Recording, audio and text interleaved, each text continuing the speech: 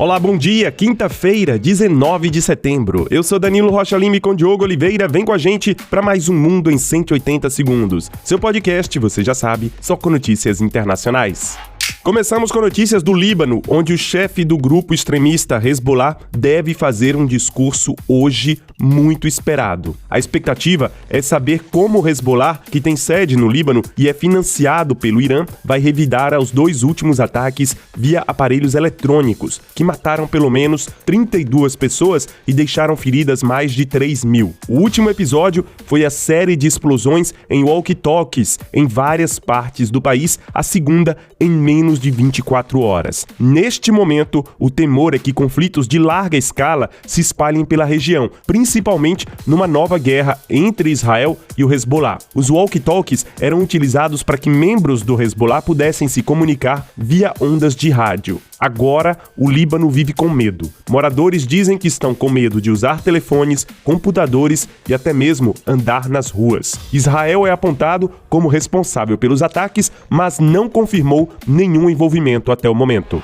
E o Conselho de Segurança da ONU deve se reunir amanhã para discutir os últimos eventos no Líbano e evitar que um conflito ainda maior se espalhe pelo Oriente Médio. Enquanto isso, a Assembleia Geral da ONU aprovou uma resolução que exige que Israel deixe de ocupar os territórios palestinos em até 12 meses. Entre esses territórios estão a faixa de Gaza e a Cisjordânia. Mas o texto pode ficar sem resposta, já que nem a ONU nem a Corte Internacional de Justiça têm o poder de obrigar o cumprimento de resoluções.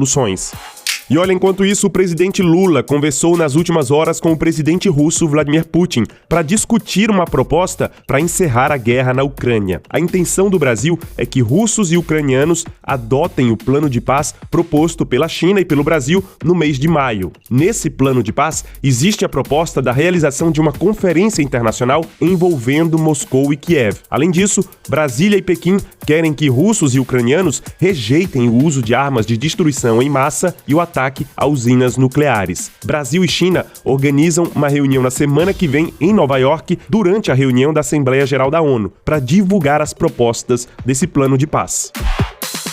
E na Venezuela, 10 dias depois de Edmundo González, candidato da oposição, deixar o país e buscar asilo na Espanha, o regime de Nicolás Maduro divulgou uma carta que tem dado o que falar. Nessa carta, González informa que deixaria o país e que aceitaria a reeleição do ditador venezuelano. González logo publicou um vídeo dizendo que foi coagido a assinar o documento e que essa carta não tem nenhuma validade. Advogados do líder da oposição já tinham apontado que Nicolás Maduro impôs chantagens a Edmundo González para ser autorizado a deixar o país e não ser preso por se manifestar contra a reeleição do presidente. Lembrando que as atas eleitorais com os resultados das eleições de julho ainda não foram divulgadas.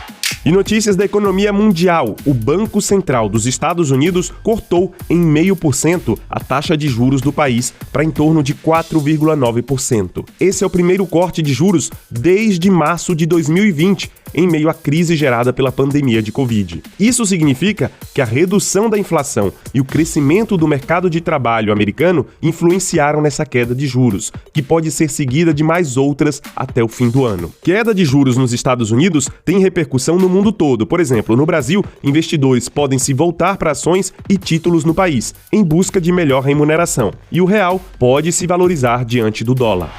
E é isso, a gente fica por aqui. Compartilhem o nosso podcast com a família e amigos nos grupos de mensagens e nos deem 5 estrelinhas. Aliás, vocês já são mais de 1.300 pessoas a avaliarem o nosso podcast. Ativem as notificações para ficarem por dentro dos episódios. Para vocês, um excelente dia, um grande abraço e até mais.